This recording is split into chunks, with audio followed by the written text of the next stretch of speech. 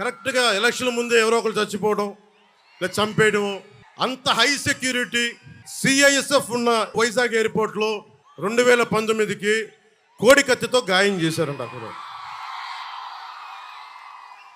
సరే మనందరం ఏం చేసాం, దేవరకొండ బాలగంగాధర్ తిలక్ చెప్పినట్టుగా, కొడవగంటి మనకి కుటుంబరావు గారు చెప్పినట్టుగా మనందరం మధ్యతరగతి మనుషులు. మనందరికి ఏంటంటే అధికారం ఉన్నోడు డబ్బున్నోడు ఏమి చేసినా దానికి ఒక నైతిక భాష్యం ఇస్తాం. పాపం కాకినాడలో ఉండే ఒక మాఫియా డాన్ ఎవరిని కత్తితో పొడిచినా పాపం ఆయన ఏ పరిస్థితుల్లో పొడిచారో పాపం అండి, పాపం చంపేశారు. వైఎస్ వివేకానంద రెడ్డి గారిని ఏ పరిస్థితుల్లో పొడిచారో తెలియదండి మాకు. 30,000 మంది ఆడపిల్లలు అదృశ్యమయ్యారని పాపం జగన్ గారు ఏం చేస్తారండి పాపం. ఇది సగటు మధ్య తరగతి మనం చేసే తప్పు. ఇది మన హక్కులను మనం తెలుసుకోవట్లేదు. జగన్కి గాయం అయితే రాష్ట్రానికి అయ్యా గాయం. జెడ్ కేటగిరీ సెక్యూరిటీ ఏం చేస్తుందా? మీ జెడ్ కేటగిరీ సెక్యూరిటీ చూసుకోరా మీరు? మరి చంద్రబాబు గారి మీద రాళ్ళు కొట్టించినప్పుడు రాళ్ళ వర్షమే కురిపించారా మీరు? అప్పుడు ఏమైపోయినాయి? అప్పుడు రాష్ట్రానికి గాయం జరగలేదా? అంటే మీ మీద ఇంత గులకరాయి పడితేనే గాయం అయిపోయినట్టు. ఏమో ఎవడు చేశాడో నా సంతాపం నాకు బాధ కలుగుతుంది. నన్ను అడిగారు ఈ రోజున స్టేట్మెంట్ ఇవ్వమని చెప్పారు మా పార్టీ వక్తలందరూ. సార్ జగన్ గారికి ఇలా దెబ్బ తగిలింది అంటే నన్ను ఏం చేయమంటారన్న, ఆయనకి కొంచెం మీరు త్వరగా కోలుకోవాలని ఇవ్వంటే ఏమో అది నిజమో అబద్ధమో నాకేం తెలుసు. అతను ఇలా టప్పుని కొట్టేసుకున్నాడో ఎవరికి తెలుసు?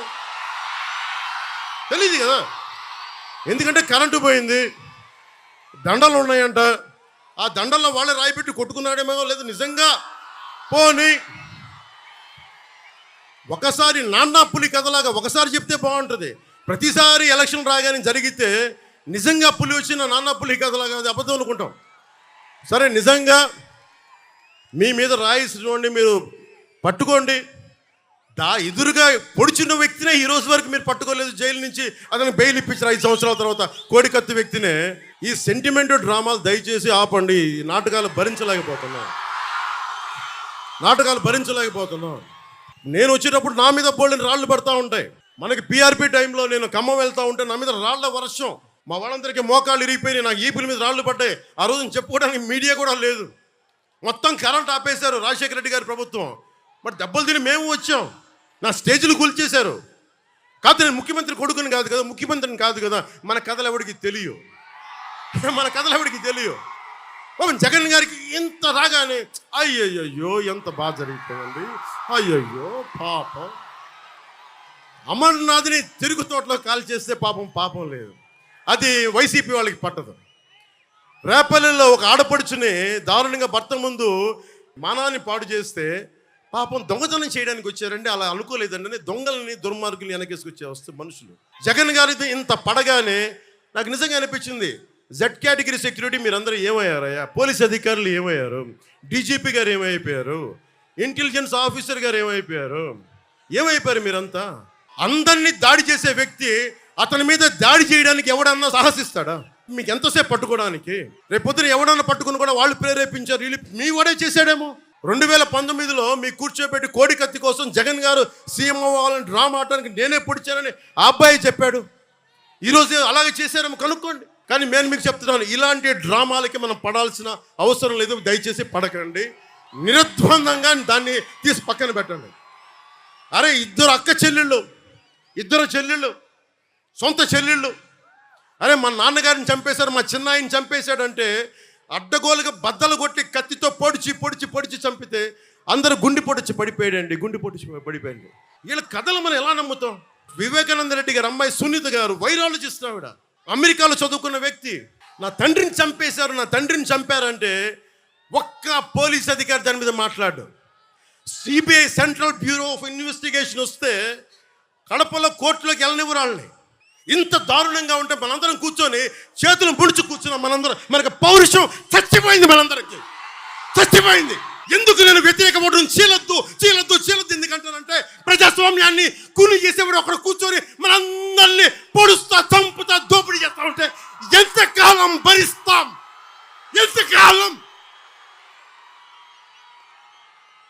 సుగాలి ప్రీతి 14 ఏళ్ల బిడ్డని స్కూల్కి వెళ్తే 10 మందిని నాశనం చేస్తే దాన్ని పట్టించుకోడు ఎవడు. జగన్మోహన్కి బొక్క పడితే, చిన్న గులకరాయి పడితే రాష్ట్రం అంతా ఊగిపోద్ది. సగటు మనిషి బాధ మనకి తెలియదు. సగటు మనిషి బాధ మర్చిపోయాం. నిజంగా నాకు ఆవేదన ఉంది, ఏడుపు వస్తుంది. తప్పు జగన్మోహన్ రెడ్డి కాదు, మనదే. మనకు పౌరుషం చచ్చిపోయింది. ఇందాక తినాలో చెప్పినట్టుగా దాస్యం చేసే కంటే కూడా చచ్చిపోవడం మేలు. దాస్యాన్ని ఆపేద్దాం. డిప్లొమసీ పక్కన పెట్టి గుండెల లోతు నుంచి రాజకీయం చేద్దాం.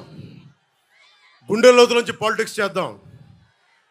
మనం ఎవరం కులాలకి ప్రాంతాలకి దాటి గుంటూరు వినుకొండలో పుట్టిన జాషువా ఆయన స్ఫూర్తితోటి విశ్వనరుడి స్ఫూర్తిని తీసుకెళ్తే తప్ప ఈ ప్రభుత్వాలని మనం మార్చలేం.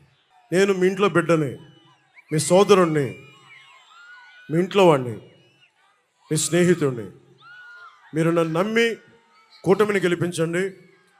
ప్రాణాలు దారపోసేస్తాను మీకోసం. 10 సంవత్సరాలు ఏ పదవి లేకుండా కేవలం తిట్లుని బూతులనే తింటూ గడిపాను. ఒక్కసారికి చిన్నపాటి విజయం చూపించండి. జనసేన, పవన్ కళ్యాణ్, తెలుగుదేశం, బీజేపీ కూటమి ఎలా పనిచేస్తూ ఒకసారి రుచి చూడండి. బూతుల వైసీపీ, దోపిడీ వైసీపీ కాకుండా నిర్మాణాత్మకంగా ఉండే కూటమి ఎలా పనిచేస్తూ మీకు అండగా ఉంటుందని తెలియజేసుకుంటూ, hello AP, hello AP, hello AP,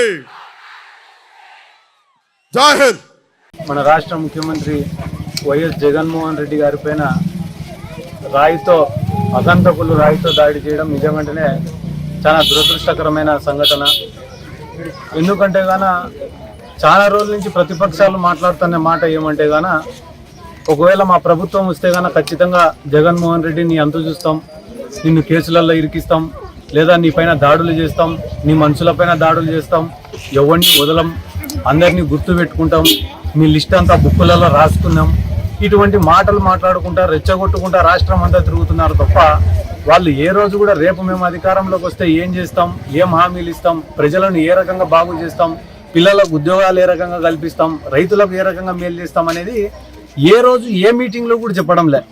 వాళ్ళు పొద్దున్న లేచినప్పటి నుంచి ఏ రకంగా ప్రజలను రెచ్చగొట్టాలా, ఏ రకంగా కార్యకర్తలను రెచ్చగొట్టాలా, తెలుగుదేశం కార్యకర్తలను ఏ రకంగా రెచ్చగొట్టాలా, వైఎస్ఆర్ కాంగ్రెస్ పార్టీ కార్యకర్తలను ఏ రకంగా భయపెట్టాలా, అధికారులను ఏ రకంగా భయపించి లొంగ తీసుకోవాలా అనే ఉద్దేశంతో వాళ్ళ మాటలు ఉన్నాయే తప్ప ఏ రోజు కూడా ప్రజలకు ఉపయోగకరంగా వాళ్ళ మాటలు లేవు.